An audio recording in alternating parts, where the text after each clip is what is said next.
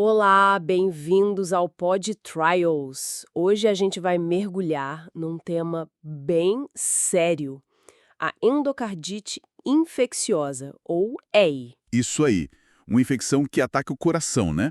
Principalmente as válvulas. Exatamente. E para essa conversa, a gente contou com a colaboração do Dr. Tiago Bregués e usamos como base as diretrizes mais recentes da Sociedade Europeia de Cardiologia de 2023. Um material super atual. E o que chama atenção é isso, não é uma doença super comum, mas a mortalidade no hospital pode bater nos 30%. E o diagnóstico, nossa, pode ser um desafio enorme. Por quê? Pois é, a endocardite infecciosa, ela pode se manifestar de jeitos muito diferentes, sabe? Às vezes é um quadro agudo, bem grave, Rápido, sim. isso. Outras vezes é mais arrastado, crônico, com os sintomas que a gente chama de inespecíficos. Um cansaço, uma febrinha. Que pode ser qualquer coisa, né? Exato. Por isso precisa de um alto grau de suspeita do médico. A incidência muda um pouco pelo mundo, mas a gravidade, o risco de morrer, é alto em todo lugar. Ok, então vamos começar do básico. O que é exatamente essa tal de endocardite infecciosa? Bom, é uma infecção do revestimento de dentro do coração que a gente chama de endocárdio. E o mais comum é pegar as válvulas cardíacas. Aquelas portinhas que controlam o sangue. Essas mesmas. Quando infeccionam, elas podem ser danificadas, destruídas até. E tem gente com risco bem maior. Quem são essas pessoas? Olha, quem já teve endocardite antes, com certeza. Quem tem prótese de válvula, seja aquela colocada em cirurgia ou as mais novas por catéter, ou quem fez reparo na válvula com algum material. Certo. Próteses e histórico prévio. E também algumas cardiopatias congênitas, problemas de coração que a pessoa já nasce com eles. Esses são os riscos cardíacos, digamos. Faz sentido. Mas você mencionou que não é só o coração, né? Tem outros fatores. Sim, e isso é super importante. Coisas fora do coração, tipo usar catéter venoso central por muito tempo. Aquele acesso na veia? Isso, que é uma porta de entrada. Usuários de drogas injetáveis, infelizmente, também têm um risco bem alto. Pacientes em hemodiálise. Diálise também. Sim, e até ter passado por alguns procedimentos que podem jogar bactérias no sangue, como certas cirurgias ou até tratamentos dentários mais invasivos. Nossa, então a origem pode ser bem variada. E os sintomas? Como a pessoa desconfia? É fácil perceber? Nem sempre, esse é o ponto. Febre que não passa, junto com o exame de sangue mostrando bactéria. Isso é muito suspeito, claro, principalmente naqueles grupos de risco. Mas pode não ser tão óbvio assim. Ser. Idosos ou quem tem a imunidade mais baixa, às vezes não tem febre alta, ou só sentem um mal-estar geral, um cansaço.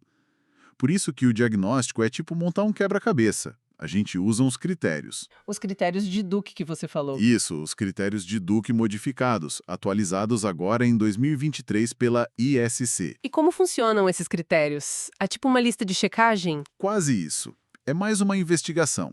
Tem os critérios maiores, que são as pistas fortes. Tipo, achar bactérias específicas, as mais comuns da EI, no sangue. Como o estafilococos. Exato. Estafilococcus aureus, Streptococcus da boca, Enterococcus faecalis. Ou então ver a infecção no coração com exames de imagem. O ecocardiograma é chave para mostrar as vegetações. Vegetações? O que é isso? São tipo acúmulos de bactéria, fibrina, células, grudados na válvula. Ou pode mostrar um abscesso, uma coleção de pus. A tomografia cardíaca, o PET-CT, também ajudam muito hoje em dia. Entendi. E os critérios menores? São pistas adicionais. Ter um fator de risco daqueles que falamos, ter febre, ter sinais de que a infecção se espalhou, tipo pequenas embolias ou reações do sistema imune. Precisa juntar essas peças para confirmar. Muitas vezes é um trabalho para uma equipe inteira, a equipe de endocardite. Uma força-tarefa, então. E falando nas bactérias, quem são os vilões mais comuns? Os estafilococos estão no topo, principalmente o Staphylococcus aureus. Ele é bem agressivo e ainda tem a versão resistente, o MRSA. Que complica o tratamento, né? Demais. Depois vem os Streptococcus, muitos da boca, e os Enterococcus, Fungos são mais raros, tipo Cândida ou Aspergillus, mas quando acontece é muito grave. E tem o desafio da endocardite com cultura negativa, que a bactéria não cresce no exame de sangue. Aí complica mais ainda. Complicado. E o tratamento? Como se luta contra isso? O principal é antibiótico. E não é pouco tempo, não. Geralmente na veia por semanas. De 2 a 6 semanas se for a válvula natural do paciente. Se for prótese, aí é mais tempo. 6 semanas ou até mais. Tudo isso! Sim. E a escolha do antibiótico certo é crucial. Tem que ver qual é a bactéria, se ela é resistente a alguma coisa. A resistência é um problemão hoje. Imagino. E a cirurgia? Você mencionou que às vezes precisa operar. Em plena infecção, não é muito arriscado? É delicado, sim, mas tem situações em que não tem jeito, a cirurgia é essencial e muitas vezes urgente. Basicamente, 3 cenários. Quais são? Primeiro, insuficiência cardíaca. Se a infecção destrói a válvula a ponto do coração não dar conta mais de bombear o sangue, aí geralmente é emergência ou urgência. O coração falhando. Exato. Segundo, infecção não controlada.